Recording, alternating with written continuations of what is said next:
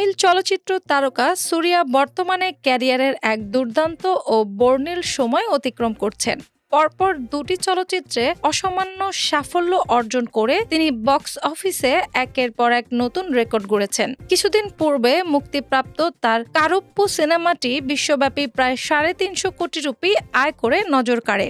উক্ত সাফল্য সুরিয়ার পুরো অভিনয় ক্যারিয়ারে এখন পর্যন্ত সর্বোচ্চ আয়ের রেকর্ড হিসেবে পরিগণিত হয়। সেই সাফল্যের 3 মাসেরও কম সময়ের মধ্যে মুক্তি পাওয়া তার নতুন সিনেমা বিশ্বনাথ অ্যান্ড সন্স বিশ্বজুড়ে আলোড়ন তুলেছে। মাত্র 2 দিনের মাথায় চলচ্চিত্রটির বৈশ্বিক আয় 100 কোটি রুপির বিশাল কোটা অনায়াসে পার করে ফেলে।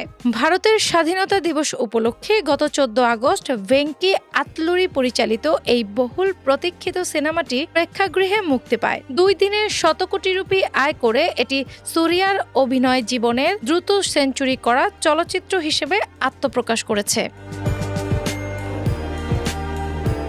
চলচ্চিত্রটির গল্প আবর্তিত হয়েছে সঞ্জয় বিশ্বনাথ নামের এক সফল শিল্পপতি ও অলিম্পিক মেডেল বিজয়ী ব্যক্তিত্বকে কেন্দ্র করে। মায়ের ইচ্ছা পূরণ করতে সঞ্জয় সারোগেসির মাধ্যমে এক কন্যা সন্তানের পিতা হওয়ার সিদ্ধান্ত গ্রহণ করেন। পরবর্তীতে সন্তানের অসুস্থতার কারণে সারোগেট মা ম্যাডির সঙ্গে তার যোগাযোগ এবং ঘনিষ্ঠতা তৈরি হয়। বয়সের প্রায় 20 বছরের ব্যবধান থাকা সত্ত্বেও সন্তানের সূত্র ধরে তাদের মাঝে এক গভীর প্রেমের সম্পর্ক গড়ে ওঠে।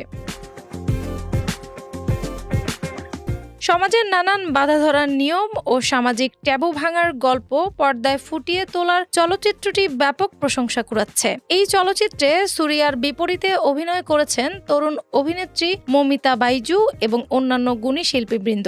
প্রায় 130 কোটি রুপি বাজেটে নির্মিত এই চলচ্চিত্রটি বর্তমানে দর্শক ও সমালোচক মহলে বিপুল প্রশংসিত হচ্ছে।